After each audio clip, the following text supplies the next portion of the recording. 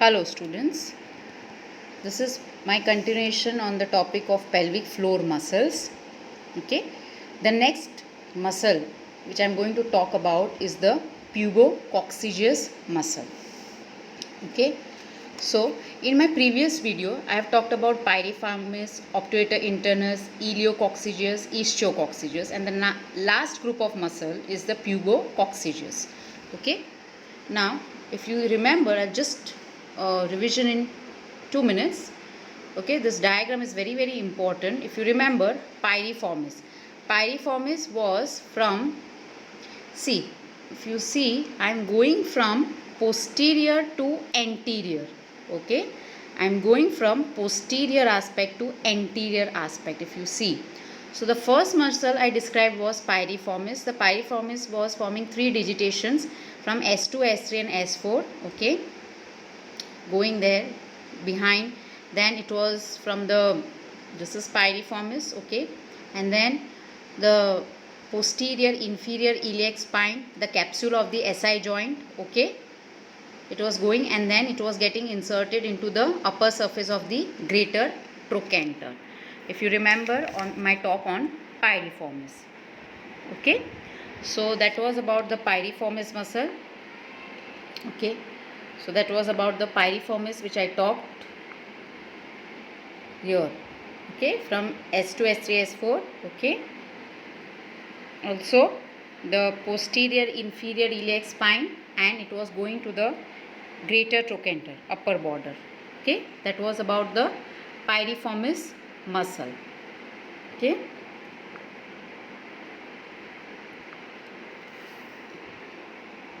okay, this was piriformis and going to the greater trochanter, anterior view.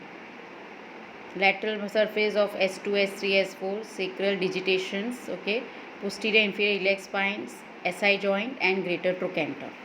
Okay, so this was about the piriformis. Okay, this was about the piriformis. Yes, the next group of muscle, okay, which I talked. Okay, the next group of muscle which I talked was the obturator internus. That also I have talked in detail. Just go through my video about all this muscle. Okay, the next muscle which I talked about was ischio-coccygeus and iliococcygeus. Okay, so ischio-coccygeus, also known as coccygeus. Yes, it was ischio-coccygeus, also known as coccygeus. Okay, from this side, this is coccygeus. Okay, so this is piriformis from posterior. Then the next muscle in line is coccygeus. You can see here coccygeus from where? From the ischial spine. It is also known as ischio-coccygeus. So it is to the, from the ischial spine, and it is getting attached to the lateral margins of the coccyx and the fifth sacral vertebrae. So this is coccygeus, lateral margin of the coccyx and lateral margin of the fifth sacral vertebrae. So this is coccygeus, from ischial spine to the coccyx and the fifth sacral vertebrae lateral margin. Okay, next muscle in line was, this is coccygeus, and I talked about iliococcygeus. That is from the posterior aspect of the obturator fascia, that is tendinous arch or the white line. It is anterior to the coccygeus muscle. Also from the ischial spine, the two sides of the muscles decussate at the anococcygeal raphe. So next group of muscle is the pubococcygeus. Okay, now as I have said, the pubococcygeus is divided into 3 fibers: anterior, middle and posterior. So anterior fiber is known as puboprostatecus in males or pubovaginalis in females, and also pubourethralis in both the sexes. So we'll talk about first the anterior fibers. Now the common origin, okay, the common origin is from the posterior surface of the body of the pubis and from the anterior part of the obturator fascia. So common origin, this is the pubic symphysis. So what is the common origin of all the three fibers? The common origin is from the posterior surface of the body of the pubis. So this is the pubic symphysis, this is the body of the pubis. So from the posterior surface of the body of the pubis and the anterior part of the obturator fascia, because you all know from the posterior part was arising which iliococcygeus. Okay, from the posterior aspect of the obturator fascia was arising iliococcygeus. So from the anterior aspect of the obturator fascia or tendinous arch or the white line and the body of the pubis, this is the common origin of all the three fibers of the pubococcygeus muscle. Common origin. What is the origin? The anterior aspect of the obturator fascia or the white line or the tendinous arch, because posterior aspect it is iliococcygeus, and the posterior surface of the body of the pubis. So this is forming the common origin. Now, depending upon its insertion, the fibers are divided into anterior, middle and posterior fibers depending upon its insertion. Where it is inserted, the fibers are divided into anterior, middle and posterior. Okay, so origin is the posterior surface of the body of the pubis and the anterior part of the obturator fascia, but the insertion, it depends upon the which part it is inserted. Okay, it is which part it is inserted. Clear? Now we'll take the first fibers. The first fibers which we are going to take is the anterior fibers. Just listen to me. The anterior fibers. The anterior fibers, okay, it arises from the pelvic surface, that is the pubic bones and the anterior part of the obturator fascia, and it gets inserted to the perineal body. Okay, it gets inserted to the perineal body. Okay, now where is the perineal body? What is the perineal body? If you see here, this is the perineal body. You can see here, this is the perineal body. Okay, now if you go through this thing which I have talked, anterior is pubic symphysis, then urethra, vagina, and then comes the perineal body. Okay, so this is the perineal body. This perineal body gives attachment to anterior fibers of pubococcygeus muscle. Okay, it is arising. Okay, it is arising from the posterior surface of the pubic symphysis, also the anterior part of the obturator fascia, and gets inserted to the perineal body. So this is the white line. You can see this is the white line, tendinous arch or obturator fascia. From the anterior part of the tendinous arch, okay, and to the perineal body is your pubovaginalis or puboprostaticus or pubourethralis. Okay, so this is the urethra, this is the vagina, or here would be the prostatic gland in males. So in females this is known as pubovaginalis, in males it is known as puboprostaticus. Okay, puboprostaticus. Okay, or it is known as pubourethralis. Okay, so what is the origin? The origin of anterior fibers of pubococcygeus is the posterior surface of the pubic symphysis, body of the pubic symphysis, and the anterior part of the obturator fascia or tendinous arch. Okay, and it forms a sling around the vagina and it gets inserted on both the sides, right and left. It gets inserted to the perineal body. This is the perineal body. So it forms pubovaginalis in females, puboprostaticus in males, or pubourethralis in both the sexes. So these are the anterior fibers of pubococcygeus. Okay. Now, what is the meaning of the perineal body? The perineal body or the central tendon of perineum is a pyramidal fibromuscular mass in the middle line of the perineum at the junction between the urogenital triangle and the anal triangle. It is found in both males and females. So this is the definition of the perineal body. It's a fibromuscular mass in the middle of the line of the perineum. It's a fibromuscular mass. Junction between urogenital and the anal triangle. And it is present in both the sexes. Okay. So this is about the perineal body. Okay. This is about the perineal body. If you see the sagittal section in males, this they are talking about. Okay. This is anococcygeal body. Okay. So here this anococcygeal body is nothing but the perineal body, which is present in both the males and females. Okay. So anterior fibers of the pubococcygeal is attached to the perineal body and it forms a sling. Pubovaginalis in females, puboprostaticus in males and pubourethralis in both the sexes. Okay.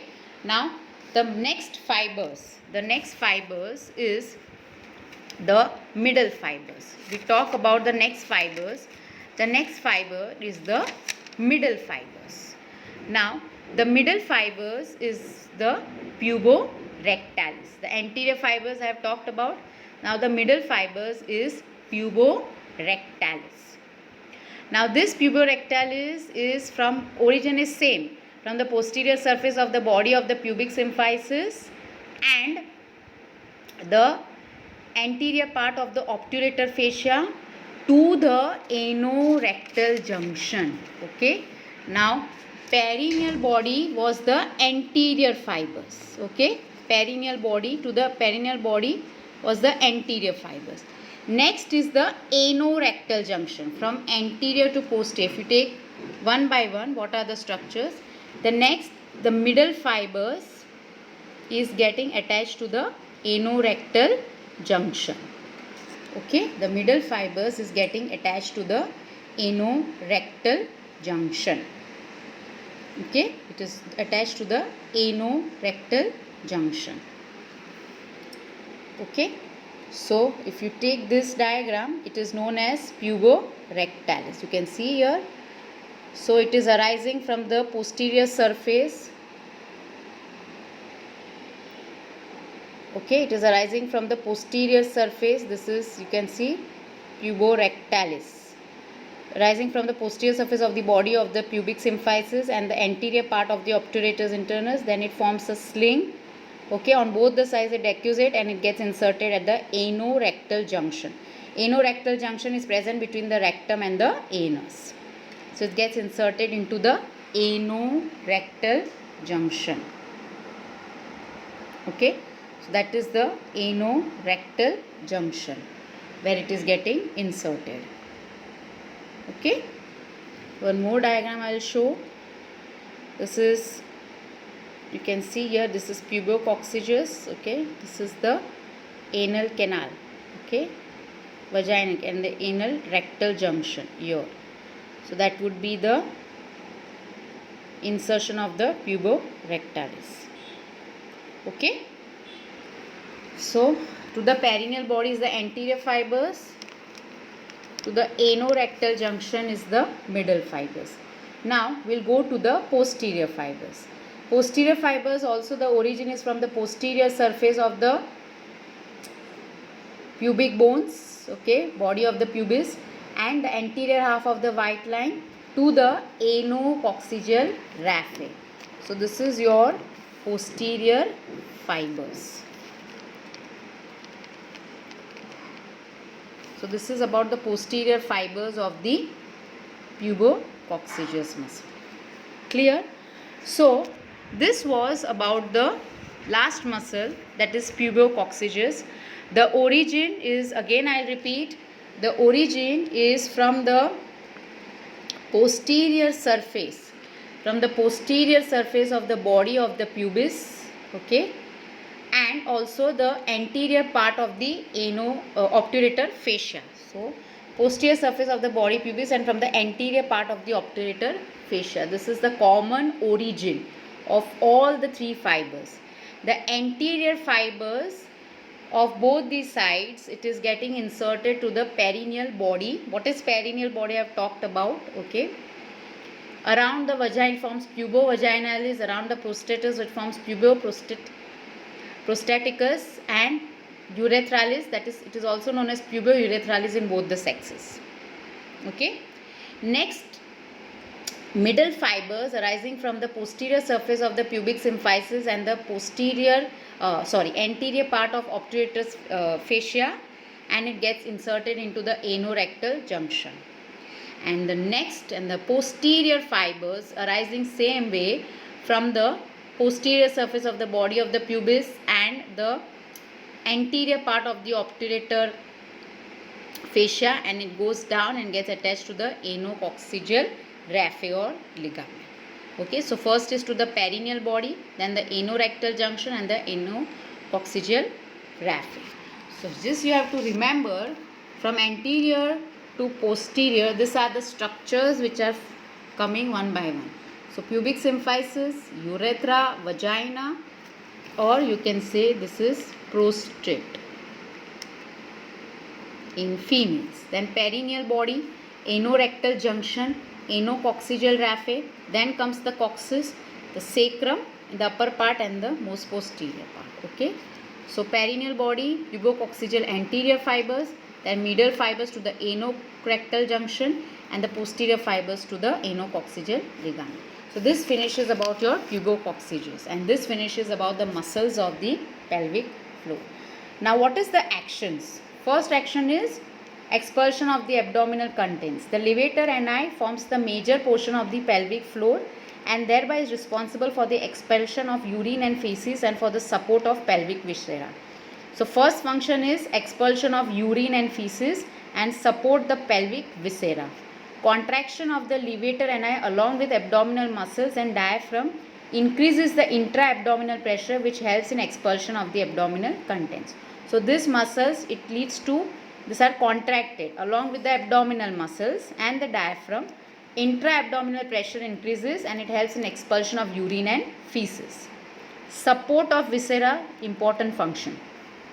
The next function of the muscle is respiration. Levator ani is also active in the inspiratory phase of quiet respiration like the diaphragm and unlike the abdominal muscles. So it is for quiet respiration like the diaphragm, the levator ani. Parturition or the delivery of fetus is the next function. The shape of the pelvic floor, that is mainly contributed by the levator ani and its attachment. It also helps to direct the fetal head into the AP diameter of the pelvic outlet. So this muscles, the shape of these muscles, okay, the pelvic floor, it helps to direct the fetal head, okay, during delivery to the outlet. Okay, it helps to direct the fetal head to the pelvic outlet. Okay, the next function is support of pelvic viscera. Okay, the levator ani fixes the perineal body and supports the pelvic viscera. Okay, what is perineal body? I have already mentioned. It acts as a sphincter for rectum and the vagina. During micturition, defecation or parturition, though the concerned pelvic outlet is open, contraction of levator ani around other openings resists the increased intra-abdominal pressure and prevents the prolapse from pelvic floor. Now, the pelvic outlet is open. It is always open. Okay? But during micturition, defecation and parturition, these muscles of the pelvic floor are contracted. Okay? So, they resist all the openings of the pelvic outlet. So, all the viscera which are present, the rectum, the vagina, the anus, the urethra, they are not prolapsed. They do not come out through the pelvis. Okay? So, this contraction of the muscles is important to support the viscera. It doesn't come out. Coming out of the viscera is known as prolapse. Coming out. Okay? So, there is rectal prolapse, vaginal prolapse, anal prolapse. So, this contraction of the pelvic floor muscles, it prevents the prolapse of these muscles. With respect to the individual parts of the levator ani, what are the functions? Pubococcygis causes lateral compression of the visceral canals passing through the pelvic floor. So pubococcygis, if you see, it is present most laterally. So it compression of the visceral canals laterally through the pelvic floor. Puborectalis causes reinforcement of the external and sphincter and formation of anorectal angle. Okay, it reinforces of the external anal sphincter. It keeps in contracted state. Okay, so you can easily control your stool sensation. Ileococcygis and ischiococcygis assist the puborectalis in the maintenance of anorectal and urinary continence. So you can control your urine and anus. Okay, the external urethral sphincter, the rectal sphincter, anal sphincter are controlled. Okay, under the guidance of ileococcygis and ischiococcygis, under assistance of ileococcygis and ischiococcygis. The coccygis pulls the coccyx forward after it has been pushed back during defecation or parturition. So coccygis or the ischiococcygis, it pulls the coccyx forward in forward direction during after it has been pushed back during defecation or parturition. The coccyx is pushed backwards in backward direction during passage of stool and during child delivery. So what does the coccygis muscle do? It will pull it back forwards. Okay. Now, what are the relations of levator ani? It is about to the urinary bladder, prostate or vagina and rectum, and some part of it is covered by the peritoneum. Okay. What is the nerve supply of levator ani and coccygis? The levator ani is supplied by a branch from the fourth sacral nerve, another branch from the inferior rectal nerve, and from the perineal division of the pudendal nerve. So this you all have to remember. The coccygis is supplied by the fourth and fifth sacral nerves, S4 and S5. Clear? Clinical application of the pelvic diaphragm. The pelvic diaphragm may be greatly stretched during childbirth and may be weakened, leading to prolapse of uterus. So this pelvic muscles, there is passage of the child, so the muscles may get easily stretched. Okay, it gets stretched during childbirth, so it becomes weak. So all the organs can get prolapse. So it can lead to prolapse of the uterus. Okay. When the perineal body is torn during parturition or not properly repaired after injury, contraction of levator ani causes widening of the normal gap in the pelvic floor, resulting in prolapse of uterus. So this perineal body can be torn during parturition, and even if it is torn during parturition, that is during childbirth, it is not repaired after childbirth. Okay, so what will happen whenever there is contraction of the levator ani? The gap, okay, the normal gap will get widened up. So this gap will provide easy passage of uterus. So there will be prolapse of the uterus. Okay. So this finishes the very important topic, that is the muscles of the pelvis. Please go through my video. Okay. Please read from the textbooks. Okay. And any doubt, let me know. This is a very, very important topic, and I have done in a very simpler way as much as I can. Thank you, students.